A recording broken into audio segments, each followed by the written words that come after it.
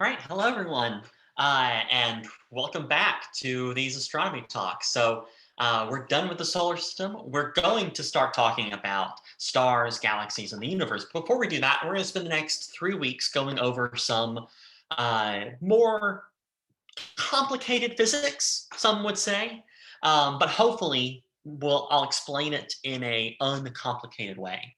So tonight is the first of those 3 weeks.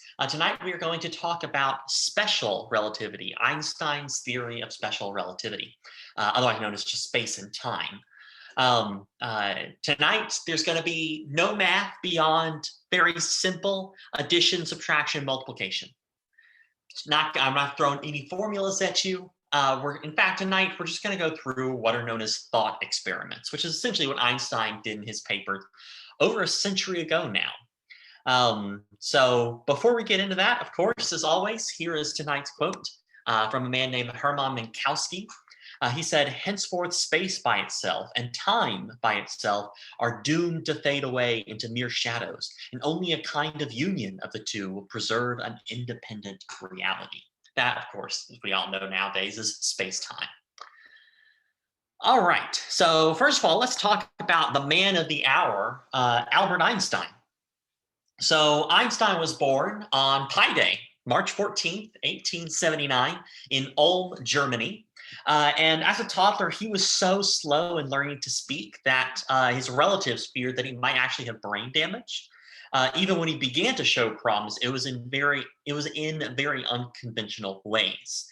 Albert dropped out of high school at the amazing suggestion, like just astounding that a teacher would say this. At the suggestion of a teacher who said to him that he would, quote, never amount to anything. A teacher should not be a teacher. Nevertheless, he was admitted to a college in Switzerland, in large part because he was very good at math.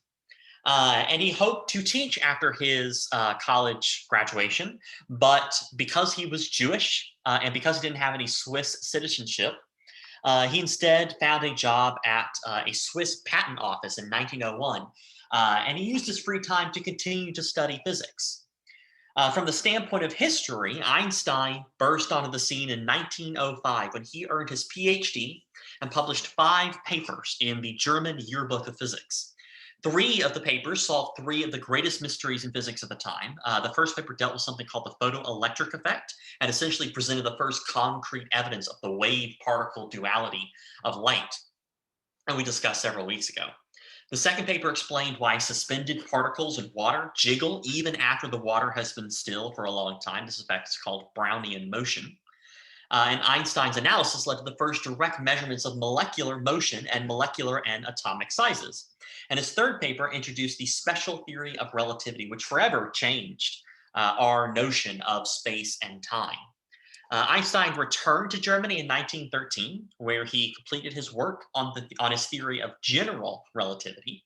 And after some of its predictions were confirmed by observations in 1919, his fame pretty much grew beyond just among scientists. He received the Nobel Prize in Physics in 1921 at the age of 42, and essentially that's when he became a household name.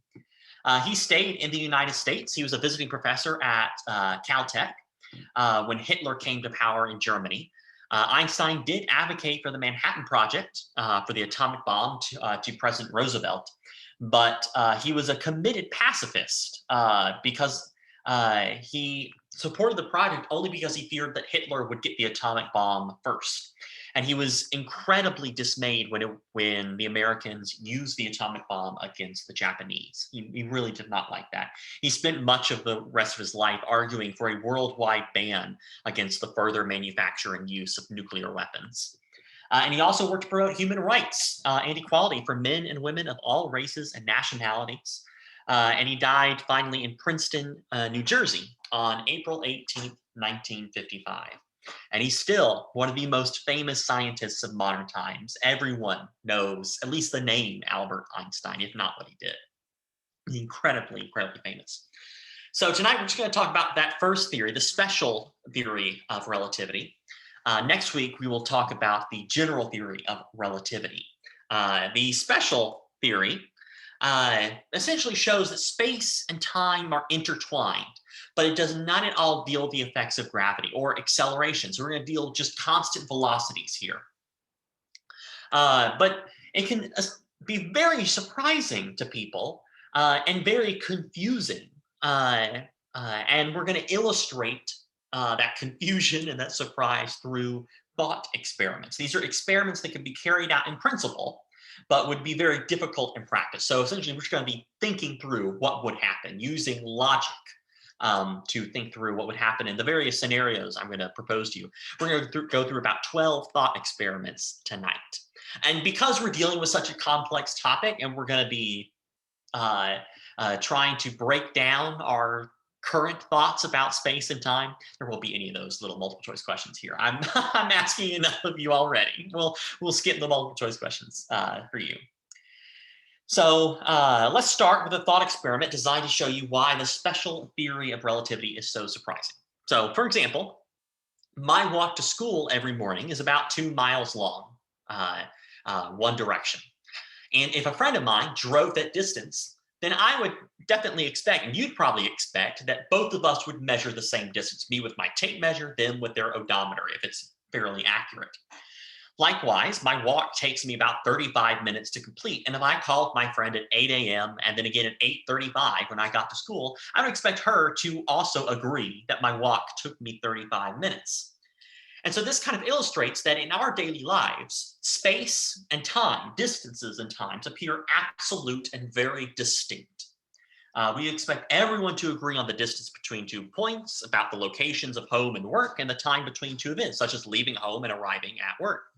However, Einstein showed that these expectations are not strictly correct. With very precise measurements, me and my friend will actually disagree on the distance I took to walk to school and the time it took me to walk to school. At ordinary speeds, those differences will be so small as to be completely unnoticeable and doesn't affect our lives whatsoever. But if me and my friend could travel at the speed of light, then those differences would be substantial. So before we get into the ideas of special relativity, let's get into the different parts of relativity. So the relative part of relativity is that, contrary to popular belief, regardless of what you see on Facebook or Reddit or wherever you join the internet and social media, Einstein's theory does not tell us that everything is relative. It does not tell us that nothing is knowable. No. It tells us that motion is always relative. So to illustrate that idea that motion is always relative, let's imagine a plane that flies at a speed of 1,670 kilometers per hour from Nairobi in Kenya to Quito in Ecuador. How fast is this plane going? Now you might rightly be like, didn't you just tell me how fast it's going? It's going, 1,670 kilometers per hour. But based on from whose point of view? Because remember, if you haven't looked at the globe recently, Quito and Nairobi are nearly on the Earth's equator. And the Earth's equatorial rotation speed is 1,670 kilometers per hour in the opposite direction. So, viewed from the moon, the plane would appear to stay put while the Earth rotated beneath it. But to people in the plane and on Earth, the plane travels westward while the surface is stationary. So we have these two alternative viewpoints about the plane's flight. In fact, there are many, many other equally valid points of view. So observers looking at the solar system as a whole would see the plane moving at a speed of more than 100,000 kilometers per hour, because that is the Earth's speed in its orbit around the sun. Observers living in another galaxy would see the plane moving at about 800,000 kilometers per hour, because that's the rotation of the Milky Way galaxy. The only thing that all of these observers would agree on is that the plane is traveling at 1,670 kilometers per hour relative to the surface of the Earth. So The theory of relativity tells us that measurements of motion, as well as measurements of time and space, only make sense when we describe whom or what they are being measured relative to. So we say here on Earth that the plane would be moving at over 1,600 kilometers per hour, because we all intuitively understand that we mean that relative to the Earth. But to someone living on the moon or another galaxy, we've got to define that for them, because they're going to measure a completely different speed. So that's the relative part of relativity. That motion can always be different depending on who you are and what your point of view is. There is an absolute part of relativity, though. And so despite motion always being relative, the two absolutes are that, one, the laws of nature are the same for everyone, and two, the speed of light is the same for everyone. Now, that first one is hopefully not that surprising.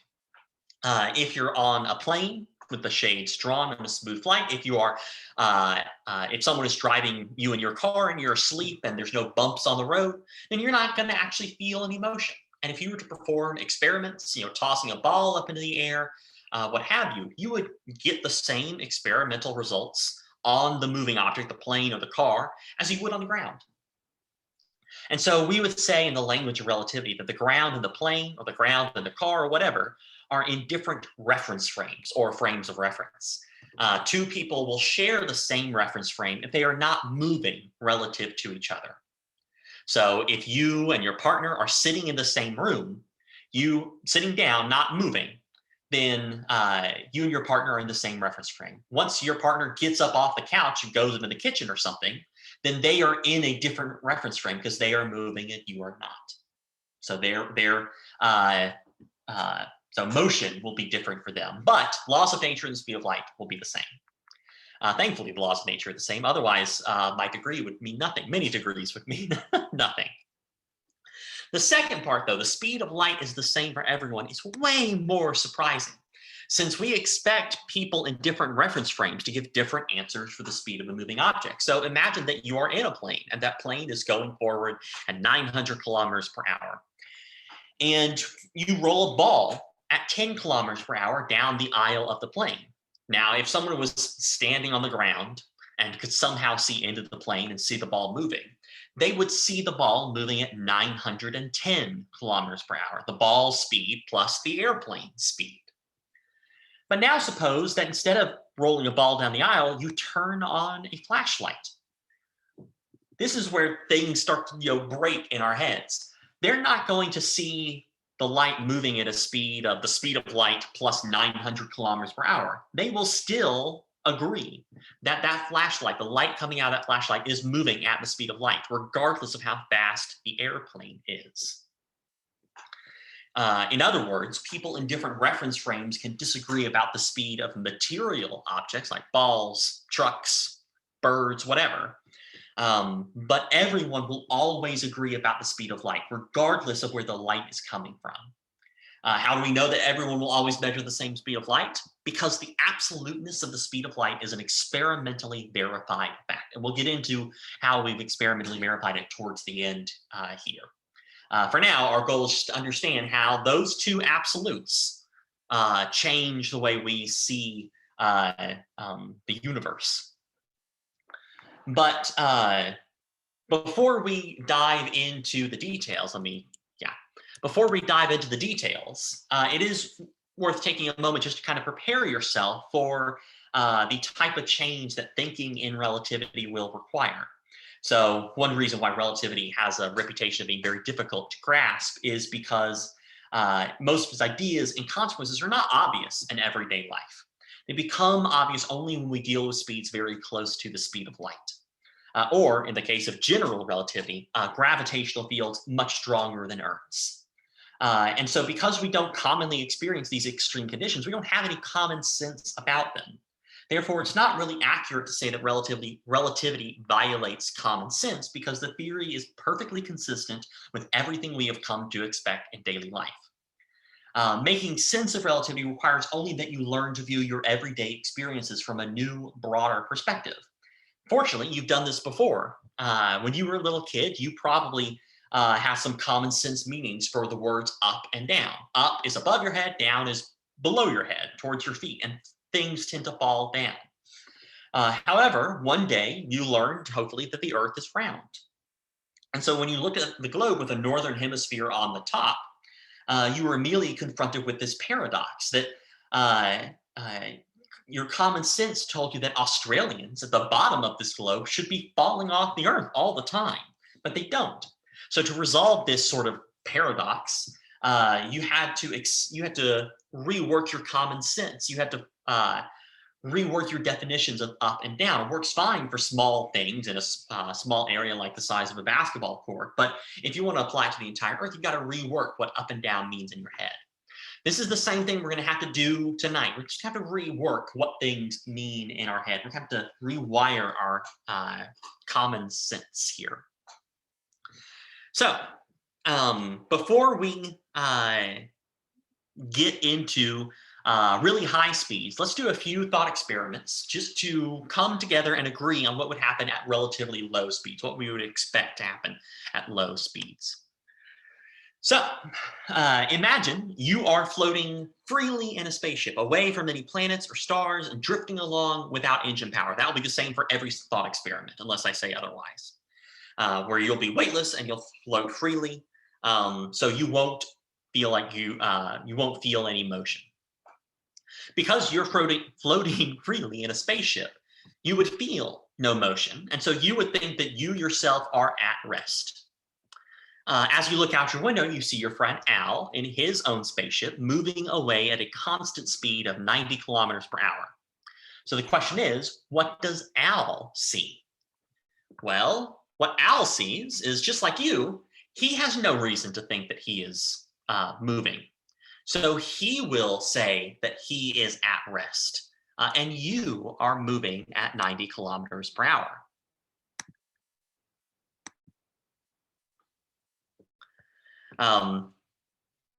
Now, both points of view are correct. You and Al are completely correct. Any experiments the two of you would conduct would have the same results, showing the same laws of nature. You could argue endlessly about who is really moving, but your argument would be pointless because all motion is relative. So you are correct in saying that Al is the one moving. Al is correct in saying that you are the one moving. Because there's no absolute motion here. All right. So that's just low speeds. We'll keep it low here.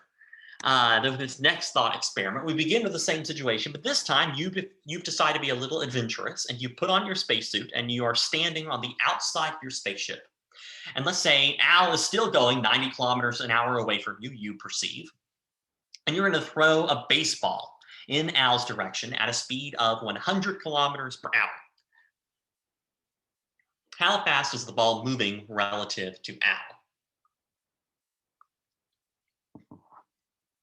Now, from your point of view, Al and the ball are both going in the same direction. Al is going 90 kilometers per hour and the ball is going 100 kilometers per hour. So the ball will be going 10 kilometers per hour faster and will eventually overtake and pass Al. Simple, we know that.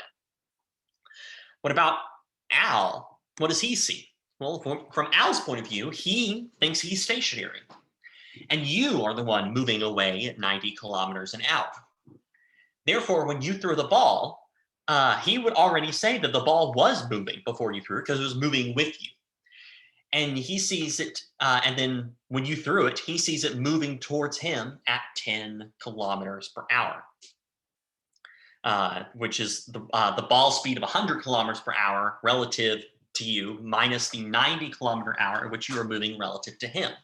In other words, although you and Al disagree about the speed of the ball, you say it's going 100, he's saying it's only going 10 kilometers per hour, you both agree that the ball will pass Al at a relative speed of 10 kilometers per hour. So you can see that we disagree. You and Al will disagree on the absolute motion of that ball, but will agree on the relative motion of that ball, 10 kilometers per hour with respect to Al. All right. So yeah. Now for our third thought experiment. This time you throw a baseball in Al's direction at 90 kilometers per hour. So from your point of view, the ball is traveling at the same speed as Al and will forever chase him, neither catching up with him or falling behind him. From Al's point of view, since the ball matches your speed, which he perceives to be 90 kilometers an hour away from him, he will see the ball as stationary in his reference frame. Think about this for a moment. Before you throw the baseball, Al sees it moving away from him at 90 kilometers an hour because it is in your hand. At the moment you release the baseball, it suddenly becomes stationary in Al's reference frame, floating in space at a fixed distance from his spaceship. Many hours later, after you've traveled far away, Al will still see the ball floating in the same place. If he wishes, he could go outside and put his spacesuit on and go to retrieve it, or he could just leave it there. From his point of view, it's not going anywhere, and neither is he. So take a moment and pause the video if you need to think that through. But that is exactly what Al would think is happening. And once again, both you and Al are correct in what you are perceiving to be happening. So now let's throw in speed of light. Let's start traveling close to the speed of light, because the absoluteness of the speed of light has not yet come into play here. Because the speeds were much, much smaller than the speed of light. 100 kilometers per hour is 1/10,000,000th the speed of light. So now let's raise the speeds and see what happens. So now, same thing as thought experiment number 1. No balls, we're just moving away from each other. But now let's imagine that Al is moving away from you at 90% the speed of light, or 0.9 c, where c is the speed of light. How does the situation appear to Al? Well, other than the higher speed, it's still the same thing as thought experiment number 1. Al will think he is at rest and sees you moving away at 90% the speed of light. So far, nothing is broken. This is still going what we would expect with our common sense. Okay, nothing's broken in our heads yet, hopefully. Now, let's have you climb outside of your spaceship again. And instead of throwing a baseball, you're just going to point a flashlight in Al's direction. How fast is that beam of light relative to Al? So from your point of view, Al is going 90% the speed of light, or 0.9 c. And the light beam is going in the same direction at the full speed of light, c, which is 1/10 the speed of light faster than Al. So nothing should be surprising so far. Okay, same thing as throwing the baseball, essentially. The same math is happening here. Okay? From Al's point of view, it is you that are moving away at 90% the speed of light. And our common sense would tell us that he would still see the light moving towards him at 1/10 the speed of light. You know, speed of light minus the 0.9 is 0.1. But that's wrong. Remember, everyone measures the same speed of light. That's the central tenet of the special theory of relativity.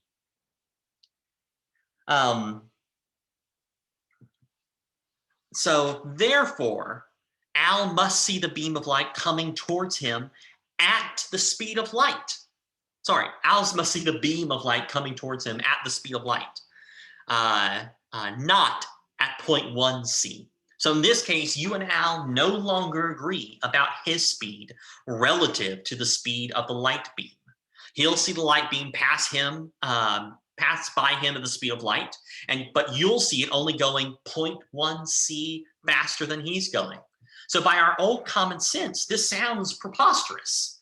However, we found it by just using simple logic, starting with the assumption that the speed of light is the same for everyone. As long as this assumption is true, and remember, the absoluteness of the speed of light is an experimentally verified fact, our conclusions will follow logically then. So that's the first part that maybe will break your brain.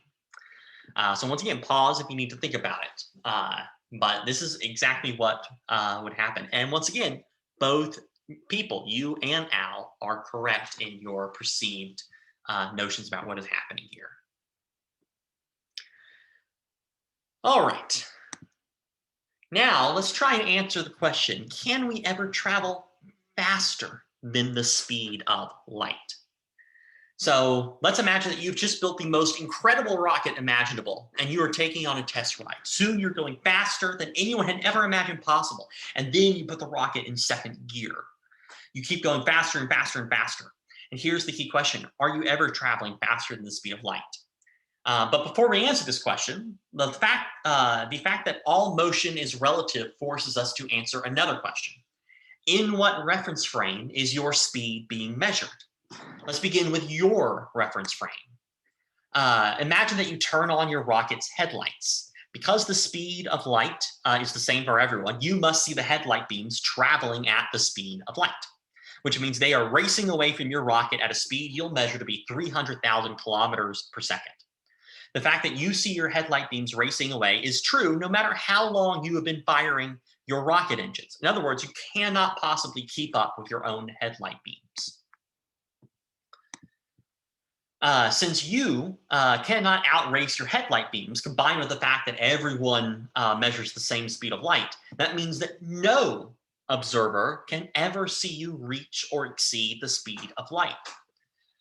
Observers in different reference frames will measure your speed differently, but all observers will agree that your headlights are ahead of you and the speed of light is 300,000 kilometers per second.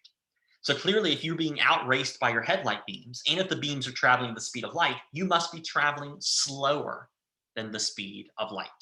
It does not matter who is measuring your speed. It could be you, someone on Earth, or anyone in any other reference frame. No one can ever observe you to be traveling as fast as a light beam. In case you're still not convinced, let's turn this situation around. Imagine that as you race by some planet, a person on that planet turns on a light beam. Because the speed of light is absolute, you'll see the light beam race past you at the speed of light. The person on the planet will also see the light traveling at the speed of light. And will also see the light outrace you. Again, everyone will agree that you are traveling slower than the speed of light. And this applies to any moving object with or without headlights. All light will travel at the speed of light, including the light that reflects off an object and the infrared light that even cool objects emit. So as long as the speed of light is absolute, no material object can ever keep up with the light it emits or reflects, which means that no material object can reach or exceed the speed of light. So building a spaceship to travel at the speed of light is not just a technological challenge, it is physically impossible. All right, so hopefully you have somewhat of a grasp on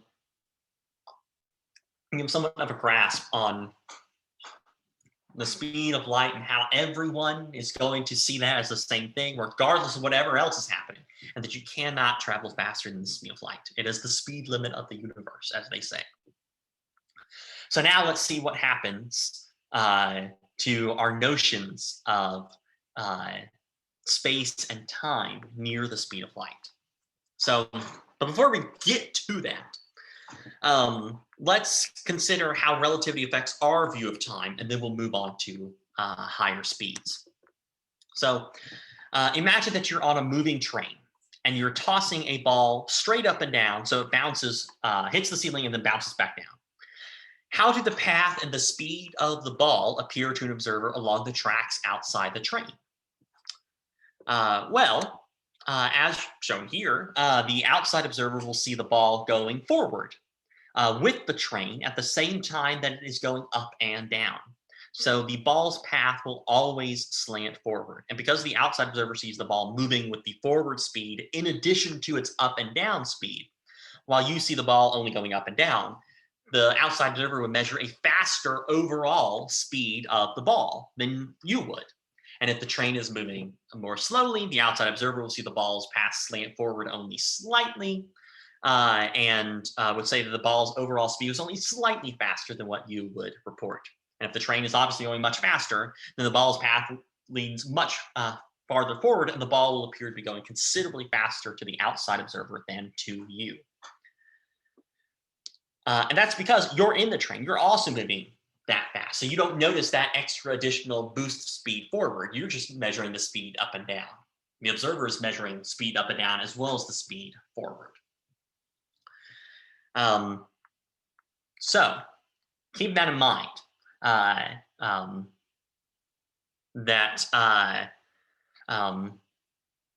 Time, the speed, will differ between different reference frames for material objects, but not for light. Remember that. Light always travels at the same speed. So here's our 7th thought experiment. We're already over halfway through these thought experiments. So now, inside his spaceship, Al has a laser on his floor pointing upward toward a mirror on his ceiling. He flashes the laser light and uses a very accurate clock to time how long it takes the light to travel from the floor to the ceiling and back.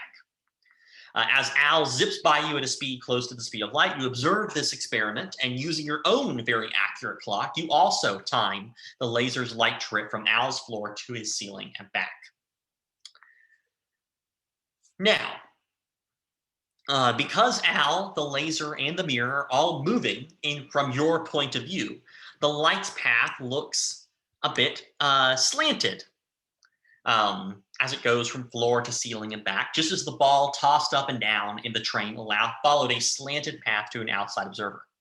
Therefore, from your point of view, the light will take a longer path in going from the floor to the ceiling than it does from Al's point of view, just as the ball in the train took a longer path from the outside observer's point of view. No big deal. By our old common sense, this is not a problem at all. You and Al would agree on how long it takes the light to go from the floor to the ceiling and back, just as you as an outside observer would agree on how long it takes for you to toss a ball up and down on a train. You would explain the light's longer path by saying that the light is moving faster relative to you than it is moving relative to Al, just as the outside observer sees that ball moving faster because of the forward motion of the train. However, because we are dealing with light,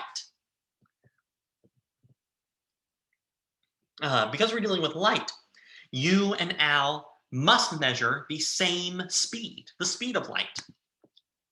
So so even though you see its path slanted forward with the movement of the spaceship, so this is an astonishing thing because it leads to some really weird things happening. So remember that at any given speed, including the speed of light, traveling a longer distance must take a longer time. So, since you and Al measure the same speed, but you see the beam of light traveling a longer distance, your clock must record more time than Al's. That's really, really weird. And because you can see Al's clock as well in this little weird thought experiment, you must see his clock running at a slower rate than yours in order for it to end up reading less elapsed time after the light completes its round trip. Moreover, it doesn't matter what's measuring time. It could be a mechanical clock, an electrical clock, heartbeats, biochemical reactions. It will all go slower. So our astonishing conclusion is that from your point of view, time itself is running slower for Al. How much slower is time running for Al? Well, it depends on his speed relative to you. If he was moving slowly compared to the speed of light, then you will scarcely be able to detect this slight slant in the path of light in his spaceship, and your clock and Al's clock will take at nearly the same rate. The faster he is moving, however, the more slanted the light path will take, and the greater difference between the rate of his clock and that of yours. So generalizing, we reach the following conclusion. This is known as time dilation. That from your point of view, time runs more slowly in the reference frame of anyone moving relative to you. The faster the other reference frame is moving, the more slowly time passes within it. So if you perceive yourself to be stationary and you see a spaceship going past you at the speed, at 90% the speed of light, the time they're measuring in that spaceship, what you will see them measuring time as, is much slower than what you yourself will measure time for yourself. So this is one of the weird consequences of special relativity, that as you start going close to the speed of light, your own internal time slows down compared to non-moving observers. All right. Now, our old common sense also must tell us, let's go back a bit. Our old common sense also tells us that everyone must agree on when two events happen at the same time, or whether one event happens before another. So, for example, if you see two apples, one red and one green, fall from two different trees and hit the ground at the same time, you should expect that everyone would agree that they landed at the same time. If you saw the green apple land before the red apple, you would be very surprised if someone said that the red apple landed before the green apple. Well, prepare yourself to be surprised. That won't happen this time, because our next thought experiment will show that observers in different reference frames will not necessarily agree about the order of events. But before we start that thought experiment, I do have to say that observers in different reference frames must agree about the order of events that occur in the same place. So for example, suppose you grab a cookie and eat it. In your reference frame, both events, picking up the cookie and eating it, occur in the same place. So it could not possibly be the case that someone else would see you eat the cookie before you pick it up. That's not what's going to be happening here. If it happens in the same place, everyone's got to see that same order. So here's the thought experiment. Al's got this brand new, extra long spaceship, and he is coming towards you at a speed of 90% the speed of light. He is in the center of his spaceship, which is totally dark, except for a flashing green light at the front and a flashing red light at the back. So suppose you see, as you watch Al pass in front of you, you see the green and red lights flash at exactly the same time. You would then see Al get lit up by the green light first, because his forward motion is carrying him towards the point where you saw the green flash occur. And then he would get lit up by the red flash. So you would see him illuminated first by the green light and then by the red light. So far, nothing should be surprising. You see the two flashes simultaneously because you are stationary, but the green flash reaches Al before the red flash because of his forward motion. But once again, let's think about what's going on in Al's point of view, where he believes that he is stationary and you are the one who is moving. Now, motion cannot affect the order of events that occur in the same place. So no one can argue with you that you saw the lights flash at the same time and that the green light reached Al first. No one can argue with that. However, because Al considers himself to be stationary in the center of the spaceship, the only way the green light can reach him before the red light is if the green flash actually occurred first. In other words, he'll see his situation here. He'll say that the green flash occurred before the red flash. And the reason they both reached you at the same time is because your motion was moving you in the direction of the red flash. So let's summarize the situation. You both agree on the indisputable reality of what each of you saw. That is, you saw the two flashes at the same time, while Al saw the green flash before the red flash. However, you say this reality occurs because the flashes really did happen at the same time, and Al was moving toward the green flash. While Al says it occurs because the green flash really occurred first while you were moving away from it. So who is right? Well, all motion is relative, so you are both correct. In other words, the flashes that are simultaneous in your reference frame occur at different times in Al's reference frame. That is what we mean when we say that the order or simultaneity of events depends on your frame of reference. So, very weird thing about special relativity, that although what you see cannot be disproven, it can be explained in multiple different ways,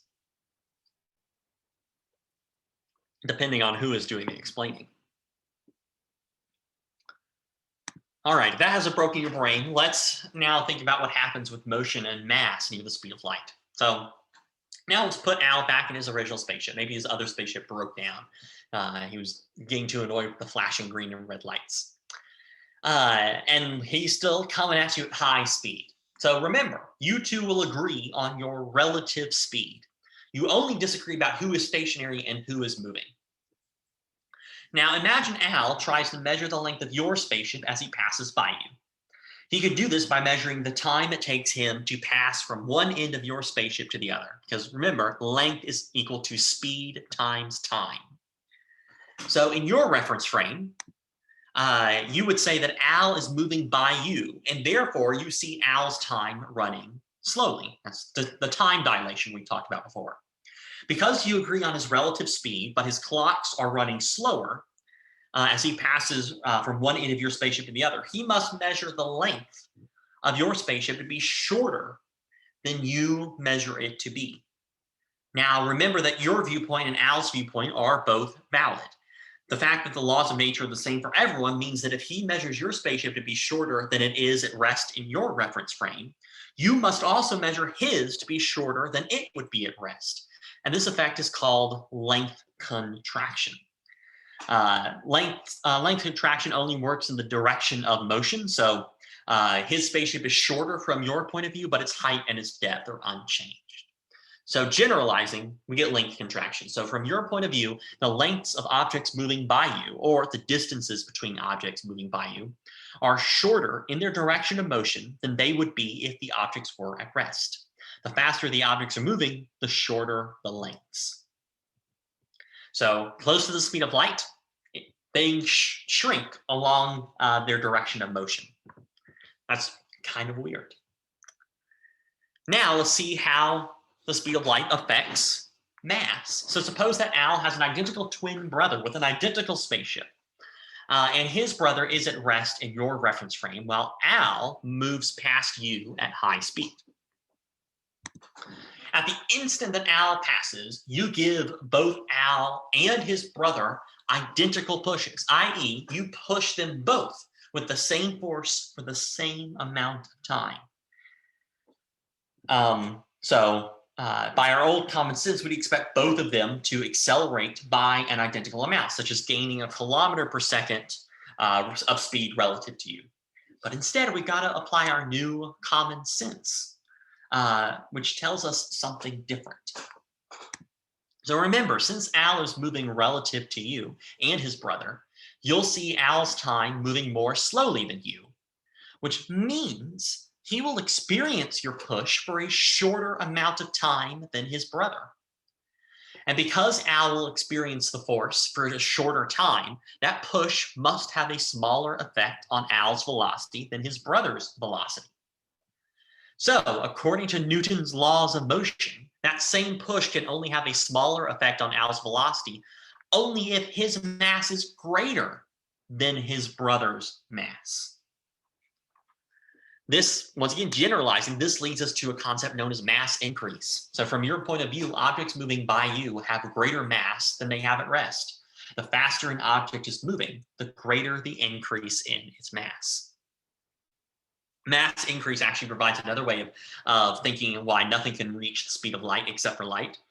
Because the faster an object is moving relative to you, the greater the mass you'll find it to have. Therefore, at higher and higher speeds, the same force will have less and less effect on an object's velocity.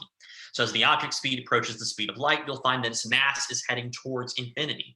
No force can accelerate an infinite mass, so the object can never gain that last little bit of speed needed to push it towards the speed of light. Oh, excuse me.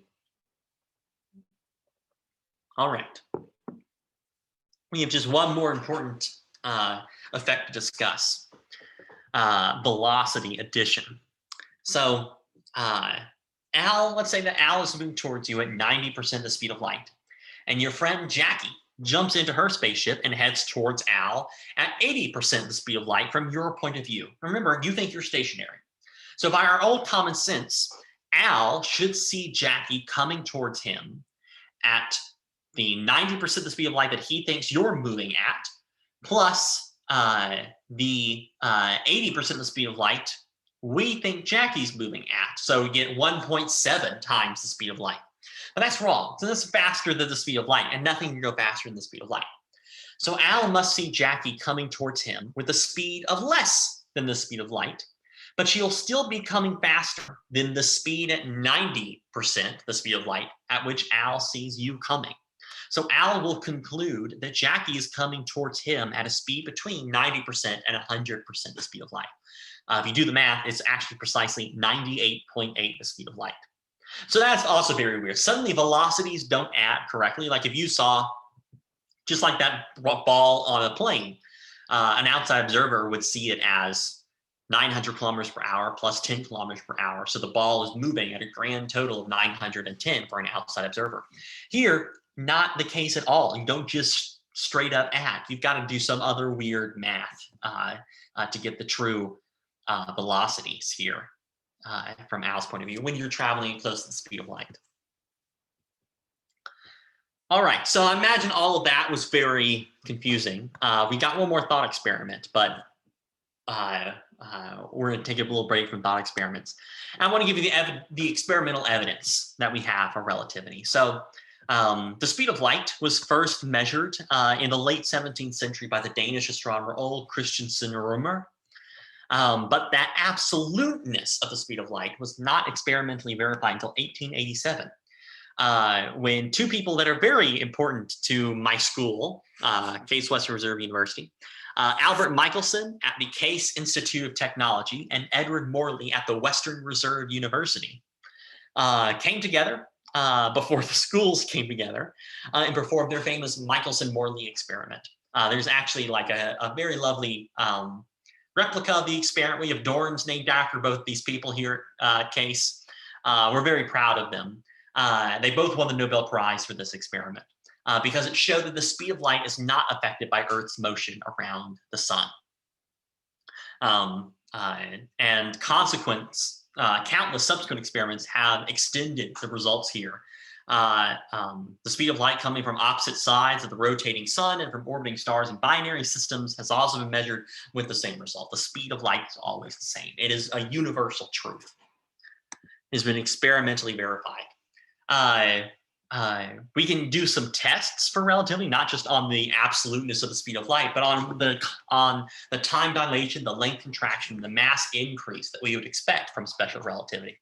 A lot of this comes from particle accelerators, where physicists are accelerating subatomic particles, which we will talk about in 2 weeks, at speeds near the speed of light.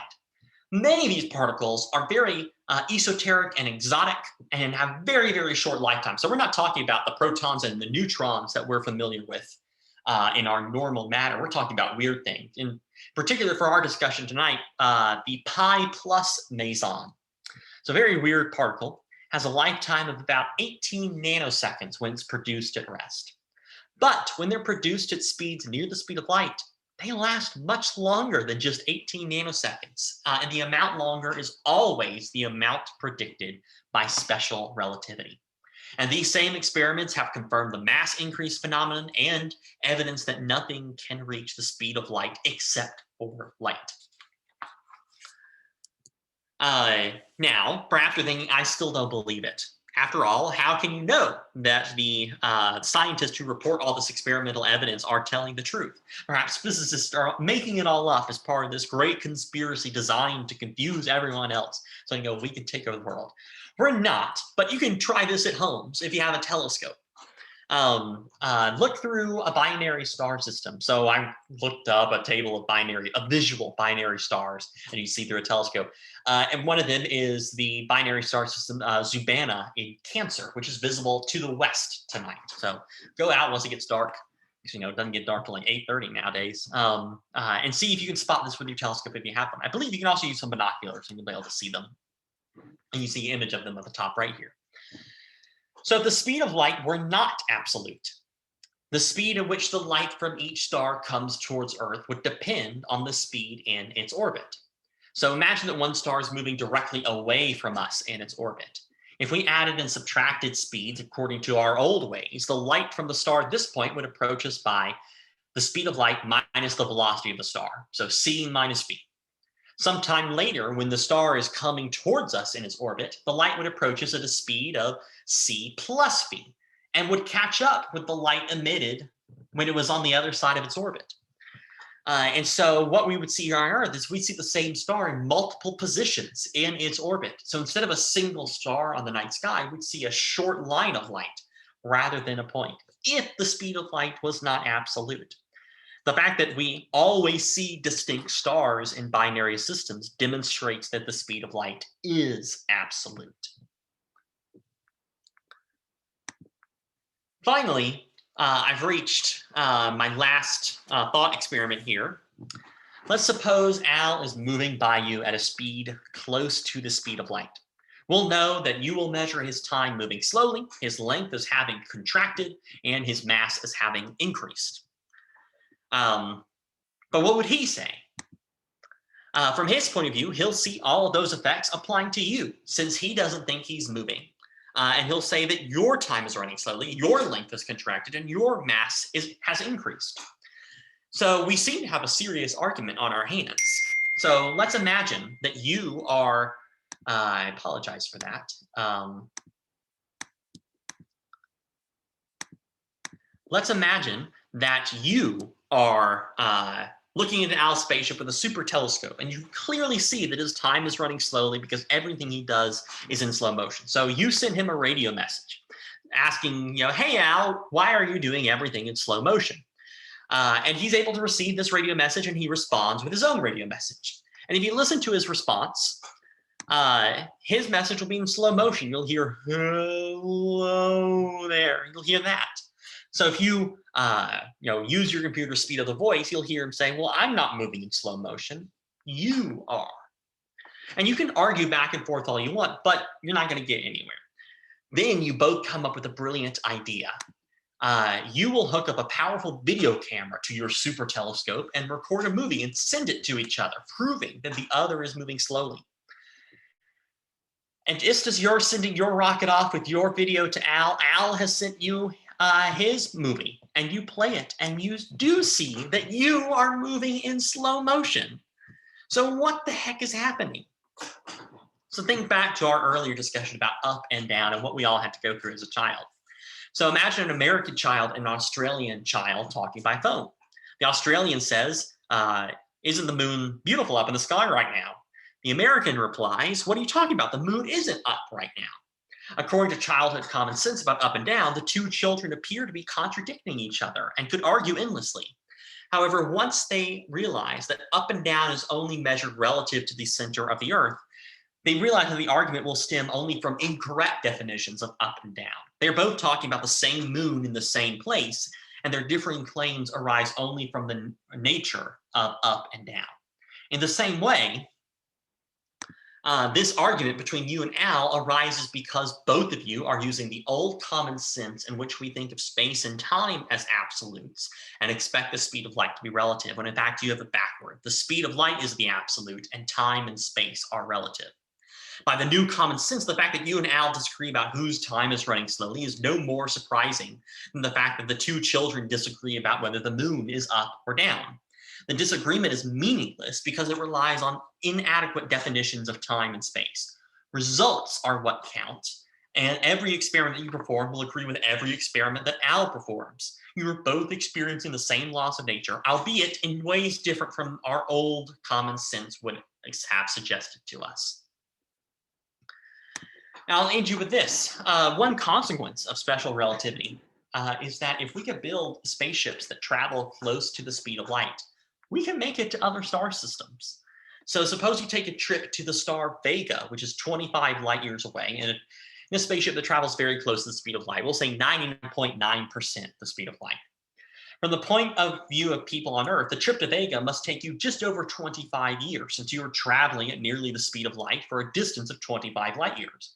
The return trip will also take another 25 years. So if you leave in the year 2050, you'll arrive at Vega in 2075 and return home to Earth in 2100. However, from your point of view on the spaceship, you can legitimately claim that you and your spaceship never go anywhere. It is Earth and Vega that make that trip. That is, from your point of view, you remain stationary while Earth rushes away from you and Vega rushes towards you at 99.9% the speed of light. You'll therefore find the distance from Earth to Vega contracted from its rest length of 25 light years. with the correct formula, it just turns out to be just over 1 light year. Therefore, because Vega is coming towards you at 99.9% the speed of light and has only 1 light year to travel to reach you from your point of view, you'll be at Vega in only about a year. Your return trip to Earth will also only take about a year. So the round trip is only about 2 years from your point of view. If you leave at age 50, you'll return at age 52. And although it sounds like a contradiction by our old common sense, both points of view are correct. If you leave in 2050 at the age of 50, you'll return to Earth at age 52, but in the year 2100. That is, while you will have aged only 2 years, all your surviving friends and family members will be 50 years older than when you had left. You could even, if you could get sufficiently close to the speed of light, you can even make longer trips within your lifetime. So for example, the Andromeda galaxy is about 2.5 million light years away. So the round trip to any star in the Andromeda galaxy would take at least 5 million years from the point of view of observers on Earth. However, if you could travel at a speed of light, at a speed that is very, very, very close to the speed of light, the trip would only take about 50 years from your point of view. So you could leave the Earth at age 30 and return at age 80. But you would return to an Earth at which your friends, your family, and everything you know would have been gone for 5 million years. Thus, in terms of time, relativity offers only a one-way ticket to the stars. You can go a long distance and return to the place that you left, but you cannot return to the time at which you left. So that is where we will end it tonight. Next week, if I haven't chased you all away, if this hasn't been too complicated, we'll be talking about general relativity. Once again, in very non-mathy ways. But we'll get through that. Then we'll talk about the subatomic realm after that, and then we'll get into stars, galaxies, and the universe. So as always, please let me know if you have questions. Comment down below. I would be happy to answer them. Direct message me. I'll answer those as well. And otherwise, remember to like, comment, and subscribe. And I will see you all next week.